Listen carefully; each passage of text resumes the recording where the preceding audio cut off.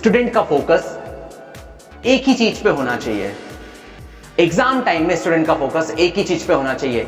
कौन सी है वो चीज और कहां पर स्टूडेंट का फोकस नहीं होना चाहिए, यही और कुछ इंपॉर्टेंट टिप्स एग्जाम के लिए आज हम इस वीडियो में डिस्कशन करने जा रहे हैं। आइए स्टार्ट करते हैं। मैं मनोज गौर, कंज्यूमर इंपावरमेंट एक्सपर्ट और एज ए टीचर आपका स्वागत करता हूं। सबसे पहले एग्जाम के लिए important most important videos already मैं बना चुका हूं। लिंक यहां है, क्लिक करें और 100% वो जरूर देखें, क्योंकि कभी कभी क्या होता है कि हम वीडियोस तो देख लेते हैं बट कभी कभी हम उस वीडियोस पे जो एक्शन लेने को कहा गया है वो कभी कभी हमारे माइंड से आउट हो जाता है। इसलिए रिकैप करना बहुत ज्यादा जरूरी है, रिवीजन करना बहुत ज्यादा जरूरी है। तो ये वीडियोस जरूर देखें, कहां पर स्टूडेंट का फोकस नहीं होना चाहिए और कहां पर होना चाहिए। बड़े बड़े पुराणों में कहा गया है, गीता में कहा गया है, हर जगह कहा गया है, जितने भी धार्मिक ग्रंथ है सभी जगह कहा गया है कि हमें हमेशा अपने कर्म पर ही ध्यान रखना चाहिए। कर्म पर ही हमारा फोकस होना चाहिए, काम पर ही होना चाहिए। तो यह बात स्टूडेंट के लिए भी लागू होती है, स्टूडेंट के लिए भी लागू होती है। स्टूडेंट का फोकस कहां? सिर्फ उसके स्टडी पर, उसके कर्म पर, उसके काम पर कि वो किस तरीके से स्टडी कर रहा है, किस तरीके से स्टडी कर रहा है, डेली बेसिस पे वो क्या पढ़ रहा है, सिर्फ उसी पे फोकस होना चाहिए। बट इसको छोड़ के स्टूडेंट कुछ कहीं और फोकस करने लगते हैं। कुछ स्टूडेंट अपने एम से डाइवर्ट हो जाते हैं, एग्जाम टाइम पे डाइवर्ट हो जाते हैं, और कुछ स्टूडेंट का फोकस सिर्फ मार्क्स पे रहता है। वो सपनों का महल तैयार कर लेते हैं कि हमारे इतने मार्क्स आएंगे, आउट ऑफ 50 हमारे 45 आएंगे, 40 आएंगे, आउट ऑफ 100 हमारे 80 आएंगे, 90 आएंगे। ये उनके इमेजिनेशन में चल रहा है। बट ये मार्क्स के लिए ऑब्वियसली हार्ड वर्क चाहिए, मेहनत चाहिए, फोकस्ड स्टडी चाहिए, तब जाके ये इतने हाई लेवल के मार्क्स स्टूडेंट प्राप्त कर सकता है।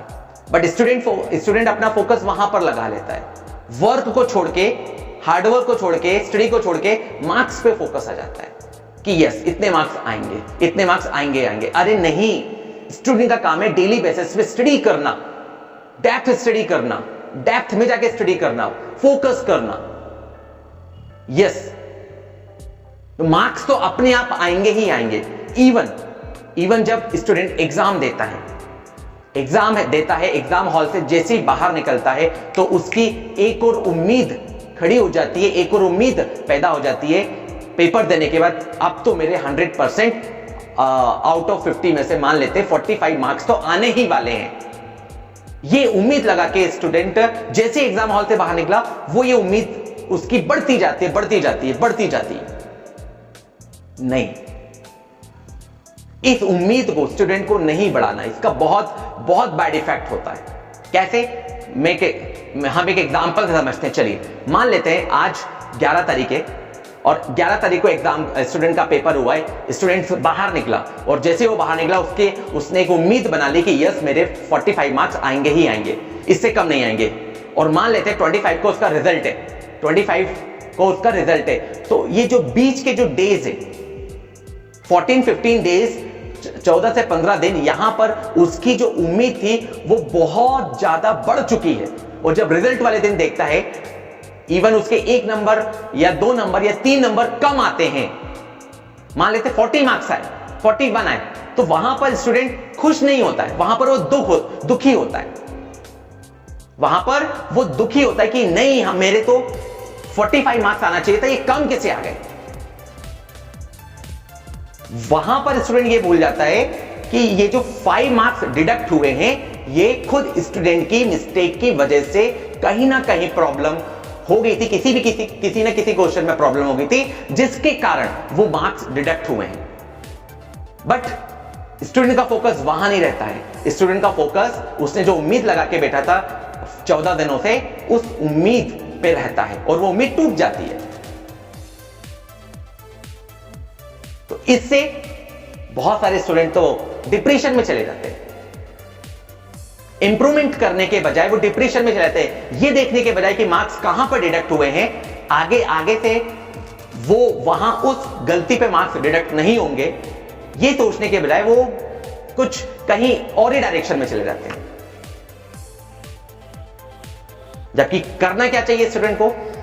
यस, अपनी एग्जाम कॉपी देखना चाहिए, कहां पर मार्क्स डिडक्ट हुए हैं उस पे फोकस करना चाहिए और उसी पे इंप्रूवमेंट करके नेक्स्ट एग्जाम में और अच्छे मार्क्स अपने आप आएंगे वो तो, क्योंकि स्टूडेंट का फोकस वर्किंग पे था, नॉट इमेजिनेशन। तो मार्क्स तो अपने आप आएंगे। Thank you so much.